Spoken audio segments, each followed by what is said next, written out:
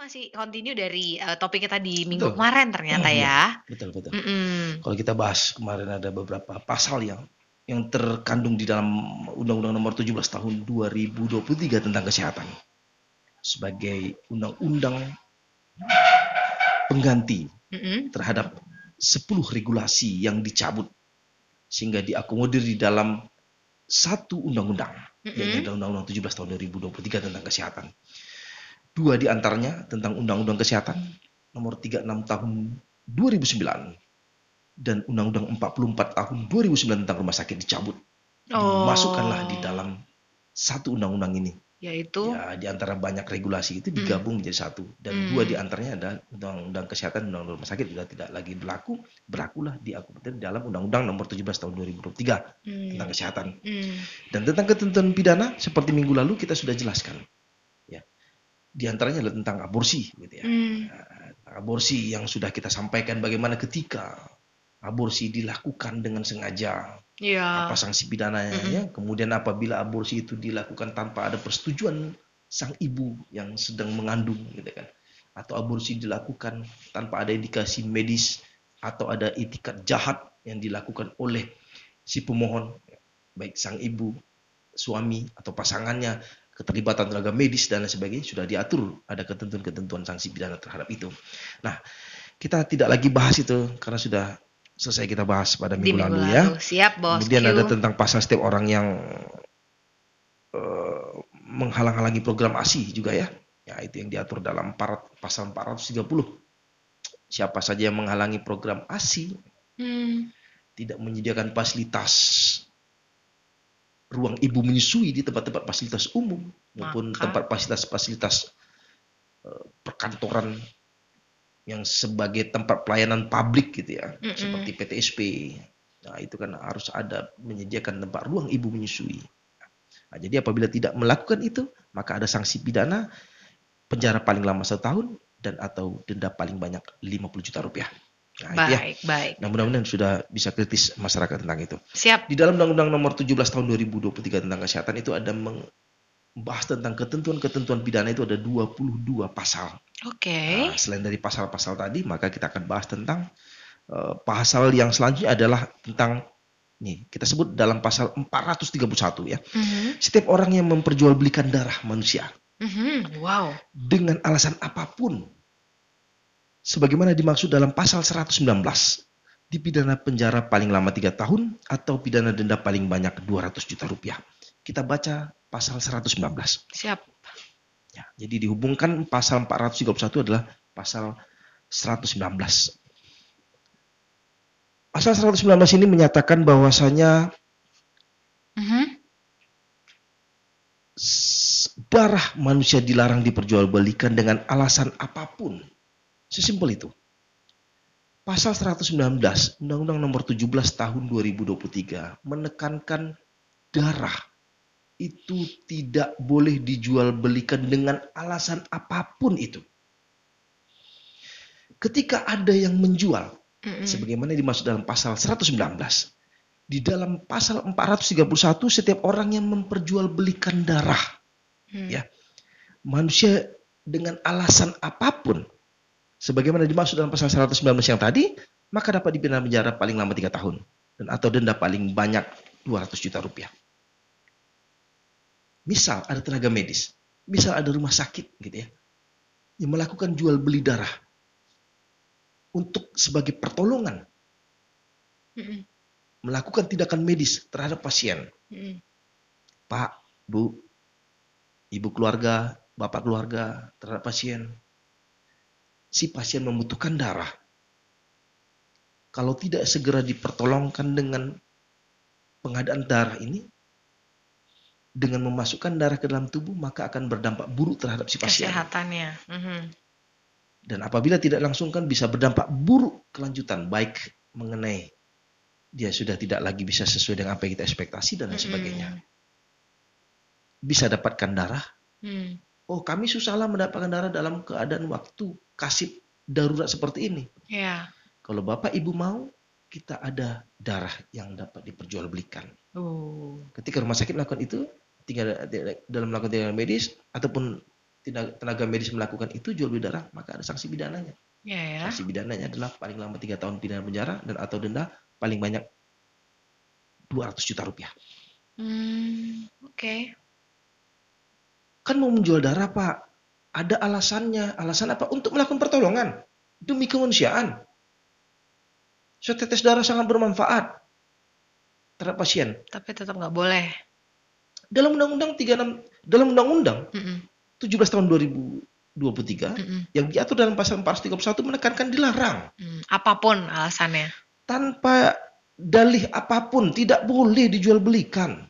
Meskipun ini urusan hidup dan mati orang. Mengenai kemanusiaan sekalipun. Siap. Kalau ada melakukan itu maka ada sanksi pidana.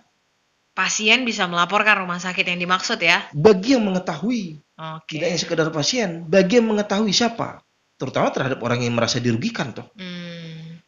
Ada nggak yang sekarang menjadi korban terhadap jual beli darah? Aku rasa ada. Bisa jadi. Cuma karena ini untuk demi pertolongan keluarga tidak mempersoalkan. Ya. Oh ini Pak sebagai pergantian darah, pergantian biaya untuk transfusi darah, untuk pengambilan darah, untuk kantong darah, untuk selang biaya-biaya pergantian terhadap pembiayaan untuk menyimpan darah. Kantong darahnya gitu kan. Penyimpanannya bla bla bla lah pokoknya. Itu ada biaya, Pak. Tanpa dalih apapun di dalam ketentuan ini. Tidak diperbolehkan diperjualbelikan. Tidak boleh. Jadi ini haram berarti hukumnya. Ya. Ada tuh biaya-biaya pergantian darah. Ada kok ketentuan yang mengatur regulasi. Dan itu di bawah dari ketentuan undang-undang. Hanya sebatas peraturan menteri kah atau ketentuan dari sebuah lembaga begitu kan. Boleh dijual belikan darah itu sebagai biaya pergantian. Terhadap pemeliharaan, terhadap transfusi, terhadap biaya kantong dan lainnya itu. Menurutku itu bertentangan. Karena di dalam pasal 119 Undang-Undang nomor 17 tahun 2023 dengan alasan apapun tidak boleh jual belikan. Kan tegas. Tidak panjang-panjang tuh redaksi dalam pasal 119 itu. Kecuali ada mengakibatkan multitafsir terhadap permaknaan redaksi. Mengakibatkan ini masih bisa dilakukan improvisasi terhadap permainan redaksi. Misalkan kan disebutkan di situ tanpa dalih apapun, dengan alasan apapun, darah tidak boleh dijual belikan. Misalkan tanpa alasan pun itu tidak ada redaksinya, ya. Bisa saja tuh orang bermain di sana. Darah boleh dijual belikan, kecuali ada ketentuan yang mengatur lain, misalkan gitu. Berarti boleh itu nanti suatu saat darah itu bisa dijual belikan. Tapi kan pasal ini tegas. Tidak ada kata-kata boleh atau tidaknya. Tidak menegaskan tentang boleh atau tidaknya. Tanpa alasan apapun. Ya. Sangat mengikat ya pasal ini ya. Gitu. Jadi nggak bisa main-main tuh pasal itu. Ada sanksi pidana terhadap Anda. Yang sebagai calo jual beli darah, yuk kau hentikan itu. Jadi perannya bagaimana? Misalkan PMI. Palang Merah Indonesia adalah sebagai corong pemerintah untuk akomodir darah ya dengan program-programnya ya dari pendonor darah itu ya galakkan. Sudah saatnya untuk biaya-biaya kantong darah, biaya-biaya kegiatan mencari pendonor gitu kan, kegiatan seremonial terhadap memberikan motivasi masyarakat agar berdonor darah gitu kan. Kan ini demi kepentingan banyak orang dan demi kepentingan si pasien lain yang membutuhkan darah itu dan juga untuk kepentingan si pendonor. Nah, katanya kan sehat tuh. Dengan berdonor darah, ya mungkin dengan pemberian pemahaman itu gitu kan. Ya udah nggak ada biaya-biaya lagi tuh. Nah, pemerintah udah menanggung itu kan kemarin waktu minggu lalu kan sudah saya jelaskan bahwasanya mengenai pendidikan, kesehatan, kepastian hukum, gitu kan. Tentang bagaimana ada jaminan masyarakat bisa mendapatkan hidup yang layak, tenang. Itu kan diatur dalam Undang-Undang Dasar Negara Republik Indonesia tahun 1945. Negara harus menyediakan, negara harus memfasilitasi. Tidak ada lagi dibeban-bebankan terhadap masyarakat. Terutama tentang kesehatan ini gitu kan. Ya udah tentang transfusi darah, tentang biaya-biaya darah ya udah nggak ada bayar gitu kan. Nah, nanti kalau ada mitra kota yang mendapatkan pengalaman itu bisa Laporkan. laporkan. Itu laporkannya ke mana? Ke kepolisian langsung atau ada melalui badan lainnya gitu, Ya, Bang? karena ini adalah ada regulasi ketentuan pidana yang diatur dalam Undang-Undang Nomor 17 Tahun 2023, bisa laporkan kepada pihak kepolisian Republik Indonesia atas perbuatan pidana. Ya. Nah, yang mengenai begini ini kan harus jangan sampai kosong di dalam pembuktiannya nanti. Baik mengenai ada pembuktian bahwasanya dia dimintai biaya terhadap jual beli darah tersebut gitu kan. Kemudian ada terkait dengan bukti lain-lain yang dapat sebagai pendukung dan ada saksi-saksi gitu kan. Jangan sekedar informasi itu dapat menimbulkan fitnah, dapat merusak reputasi seorang, dapat merusak dari lembaganya, dapat mencemarkan nama baik. Itu berhati-hati juga di dalam membuat laporan ataupun pengaduan terhadap dugaan perbuatan pidana jual beli darah ini. Gitu bisa kan. jadi bumerang buat kita ya. Bisa dipidana akibat laporan ataupun pengaduan kepada pejabat negara terhadap tuduhan ada perbuatan pidana sebagaimana yang dia tuduhkan, sementara perbuatan pidana tersebut tidak pernah ada, maka ada sanksi pidana. Baik. Namanya laporan palsu. Ya. Kan. Itu diatur dalam Kitab Undang-Undang Pidana. Bukan alamat aja yang palsu berarti ya? Ayo ting. Iya, itu lagu itu. Oh iya, oke. Nah, kemudian lanjut, apalagi nih Bang Parlin? Pasal 432 ya. Siap. Tadi 431, sekarang pasal 432. Ayat 1, setiap orang yang mengomersilkan atas pelaksanaan transplantasi organ atau jaringan tubuh sebagaimana dimaksud dalam pasal 124 ayat 3 dipidana penjara paling lama 5 tahun atau pidana denda paling banyak 500 juta rupiah. Ayat 2, setiap orang yang memperjualbelikan organ atau jaringan tubuh dengan alasan apapun sebagaimana dimaksud dalam pasal 124 ayat 3 dipidana penjara paling lama 7 tahun atau pidana denda paling banyak 2 miliar rupiah. Kita baca pasal 124 ayat 3. Siap, silakan. 124 ayat 3 ya. 124 ayat 3, organ atau jaringan tubuh sebagaimana dimaksud pada ayat 1 dilarang dikomersilkan atau diperjualbelikan dengan alasan apapun. Gitu kan. Mirip seperti pasal 119 tadi. Tanpa alasan apapun, darah tidak boleh dijual belikan. Sama diatur yang di dalam pasal 124 ayat 3, dengan alasan apapun organ tubuh itu dilarang dijual belikan. Ketika pasal 432 Undang-Undang 17 tahun 2023 tentang kesehatan mengatur ya, ketika setiap orang menjual belikan organ tubuh tersebut, jaringan tubuh apapun, maka ada sanksi pidana penjara paling lama 7 tahun atau denda paling banyak 2 miliar rupiah. Ketika ini tidak diatur dalam ketentuan, artinya menghalalkan terhadap jual beli organ tubuh, maka orang bisa melakukan perbuatan-perbuatan pidana. Apakah mutilasi kah? Atau banyak kejadian seperti yang sebelumnya gitu ya. Ada yang pernah viral dulu, menculik anak gitu kan, ketika anak itu dia culik lalu dia ambil organ-organ tubuhnya, lalu terhadap organ tubuh si bayi gitu kan, si anak itu dijual belikan di salah satu rumah sakit yang ada di satu daerah gitu. Karena banyak yang mencari apakah organ tubuh tertentu, jantung kah, hati, apalagi namanya lambung, ginjal paling sering Gitu diperjualbelikan. kan. Anak kecil masih bagus itu kan, kan itu. Nah, bagi terhadap si pelaku itu ada sanksi pidana penjara paling lama 7 tahun dan atau denda 2 miliar rupiah terhadap jual beli organ tubuh itu. Kan sering nih kejadian-kejadian seperti itu dulu yang heboh itu kan, sampai jadi halaman depan terhadap pemberitaan-pemberitaan di media massa. Makanya diatur. Kalau nggak diatur maka terdapat kekosongan aturan benar terhadap jual beli organ tubuh ini. Nah, itu dia. Kita lanjut ke pasal 433. Setiap orang yang melakukan bedah plastik, rekonstruksi, dan estetika yang bertentangan dengan norma yang berlaku dalam masyarakat dan ditujukan untuk mengubah identitas seseorang sebagaimana dimaksud dalam pasal 137 ayat 2 dipidana penjara paling lama 10 tahun dan atau pidana denda paling banyak 2 miliar rupiah.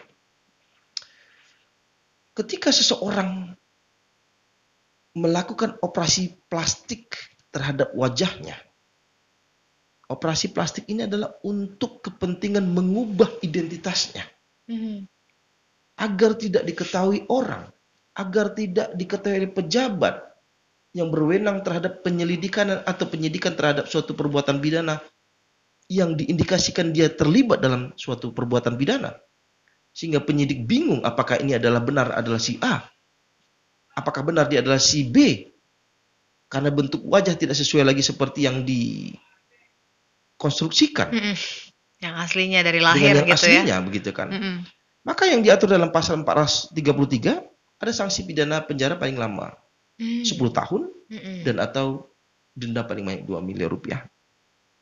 Gitu. Jadi kalau untuk kepentingan misalkan kecantikan begitu kan. Misalkan kepentingan untuk hal-hal yang di luar dari mengubah identitas wajah aslinya. Menurutku wajar-wajar saja. Hak manusia ya. Nah, gitu membuat kan. dirinya Apakah jadi lebih ingin cantik, hidungnya lebih ganteng. lebih mancung, dagunya dilancip, pipinya dikencangkan, sulam alis dan lain sebagainya. Tapi kalau dia telah melakukan perbuatan pidana, agar polisi tidak mengetahui dia adalah si A. Hidungnya yang mancung dipesekkan, dagunya yang lancip dipendekkan, pipinya ditembemkan, alisnya tidak ada sebelumnya dijadikan ada, gitu kan? Atau ia rubah jadi laki-laki, awalnya adalah sebagai perempuan. Itu Maka, yang tidak diperbolehkan. Nah, itu yang tidak boleh. Yang diatur dalam pasal 433 ada sanksi pidananya ada paling lama 10 tahun atau denda 2 miliar rupiah.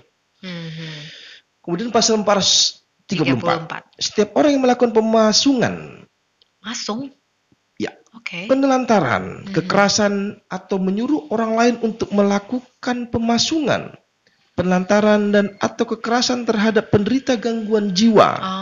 Atau tindakan lainnya yang melanggar hak asasi penderita gangguan jiwa, sebagaimana dimaksud dalam pasal 76 ayat 2, dipidana dengan pidana penjara paling lama 2 tahun 6 bulan atau pidana denda paling banyak 10 juta rupiah. Baik. Sampai ke sini kan undang-undang ini. Wow. Undang-undang 17 tahun 2023 tentang kesehatan di dalam pasal 434 mengatur terhadap orang-orang yang gangguan jiwa itu jangan dipasung, jangan dilakukan kekerasan, jangan sampai ada bekerja sama atau menyuruh orang lain untuk mengekang orang gangguan jiwa tersebut terhadap kehidupan, aktivitas sosialnya kebebasan dia. Iya. Dikurungkah dalam kamar gitu ya? Dipasung gitu kan. Lalu kemudian dibuat dia tidak bebas. Karena mungkin ketika dia bebas dia akan mengganggu ataupun membuat resah dan lain sebagainya. Maka seseorang itu bisa dipidana penjara paling lama 2 tahun 6 bulan dan pidana denda atau pidana denda 10 juta rupiah. Sebelumnya di dalam Undang-Undang 36 tahun 2009 tentang kesehatan dan Undang-Undang nomor 44 tahun 2009 tentang rumah sakit tidak mengatur tentang ini. Oh, baru yang ini, yang terbaru ini baru diatur ya? Ya, di dalam Undang-Undang 17 tahun 2023 diatur di dalam pasal 434. Tidak ada pengecualian. Mungkin kalau dia kategorinya sudah sangat mengganggu masyarakat, sudah jadi musuh masyarakat mungkin karena selalu berbuat onar. Ada tempat mereka. Rumah sakit jiwa ada RSJ rumah sakit ya? jiwa. Ya. Mereka bisa dia itu manusia tapi diberlakukan seperti manusia walaupun memiliki gangguan jiwa. Nah, jangan dikukung, jangan dikurung, jangan dipasung. Jangan ada diperlakukan seperti tidak manusiawi. Iya. Mengikat sanksi pidana penjara terhadap dia adalah 2 tahun 6 bulan atau pidana denda paling banyak 10 juta rupiah. Baiklah, kita lanjut Bang Palindungan. Ke pasal selanjutnya ya. Ya, pasal 440. Baik, ini silakan. Sering ditanyakan gitu kan dan kenapa tuh? Sering menjadi sebuah apabila seseorang gitu ya. Menjadi seorang pasien mengalami permasalahan seperti yang diatur dalam pasal 440 ini. Nah, inilah ketentuan pidananya. Pasal 440 ayat 1, setiap tenaga medis atau tenaga kesehatan yang melakukan kealpaan yang mengakibatkan pasien luka luka berat dipidana dengan pidana penjara paling lama 3 tahun atau pidana denda paling banyak 250 juta rupiah. Ya. Pada ayat 1 ini, ya, Hmm. pasal 440 ayat 1 Undang-Undang 17 tahun 2023 tentang kesehatan, apabila tenaga medis, ya, atau tenaga kesehatan yang akibat dari kealpaannya di dalam melakukan tindakan medis mengakibatkan si pasien tersebut luka berat, gitu ya. Kealpaannya bisa saja toh akibat dari dia salah tindakan, ya memang dari kealpaannya, gitu ya. Dari kealpaannya, apa sedang berhandphone dia sambil nonton dia melakukan tindakan medis, maka si tenaga medis atau si tenaga kesehatan tersebut dipidana penjara paling lama 3 tahun atau pidana denda paling banyak 250 juta rupiah. Ya. Ini sama dengan malpraktik kah pasal ini? Medical malpraktik bisa saja kategori itu, gitu kan. Ya. Kealpaan dari si tenaga medis ini itu menjadi sebuah unsur pidananya. Oke. Ya, tenaga medis, tenaga kesehatan, kealpaan itu menjadi unsur pidananya. Ketika unsur pidananya adalah yang benar-benar alpa, ketidaksengajaannya, kan begitu. Siapa yang bisa membuktikan? Sementara di dalam melakukan tindakan medis itu, ketika di dalam melakukan tindakan medis tidak disaksikan keluarga pasien. Ya. Ini menjadi sebuah persoalan. Menjadi sebuah persoalan. Ketika di dalam melakukan tindakan medis tidak ada saksi-saksi yang melihat. Anggaplah ada saksi-saksinya, didampingi oleh beberapa tenaga medis lain, gitu kan. Cuma apakah mau dia berpihak kepada si pasien? Belum tentu. Otomatis dia pro terhadap rumah sakit, pro terhadap pelayanan medisnya, pro terhadap tenaga medis dan tenaga kesehatan. Karena apabila dia mengungkapkan terhadap perkara kealpaan yang mengakibatkan si pasien luka berat, keterlibatan seluruh siapa saja tenaga medis yang ada pada saat melakukan tindakan medis terlibat. Gitu kan. Makanya ini jarang terungkap dengan perihal seperti ini, gitu kan.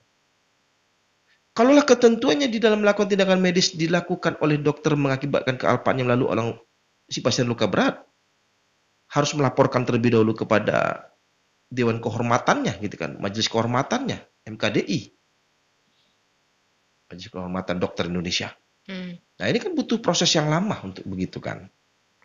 Untuk begini ini ada sebuah perbuatan pidana, akibatnya kan berdampak buruk terhadap si pasien. Makanya di dalam melakukan tindakan medis, tenaga kesehatan ataupun tenaga medis itu ya harus tidak ada peluang untuk terjadi kealpaan, karena ini menyangkut nyawa seseorang, menyangkut kesehatan si pasien.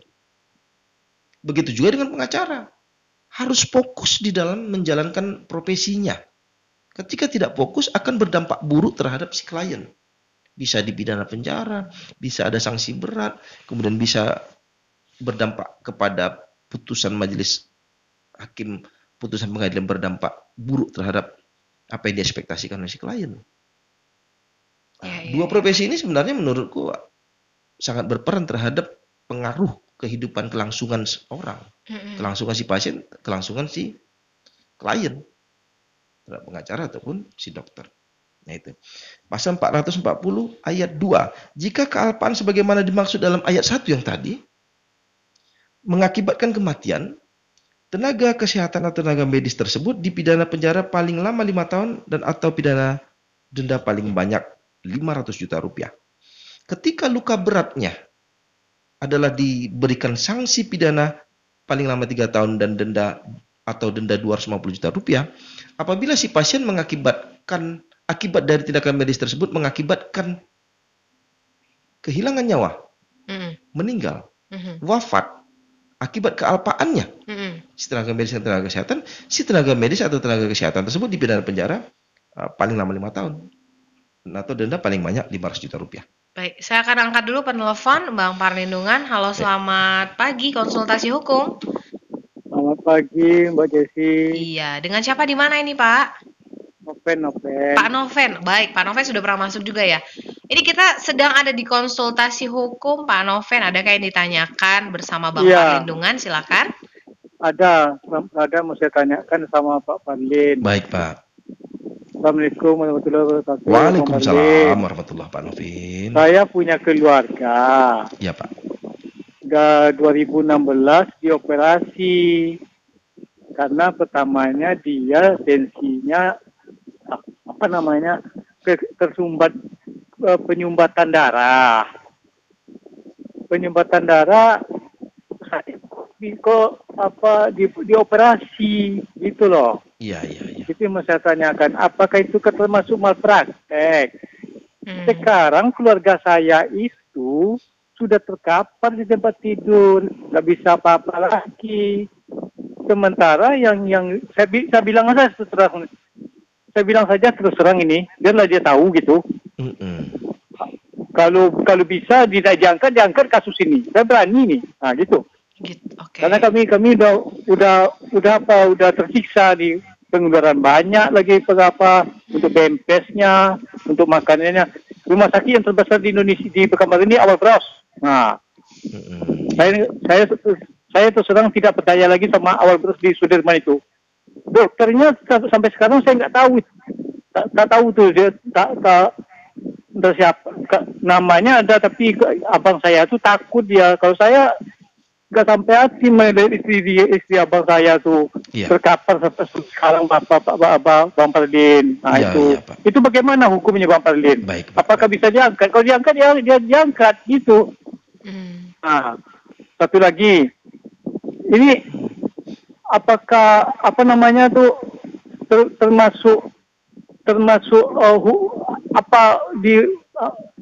hukum pidana atau bagaimana ini kan itu? Lagi pula kan ini kan Hari Dokter Indonesia ini. Iya betul. IDI.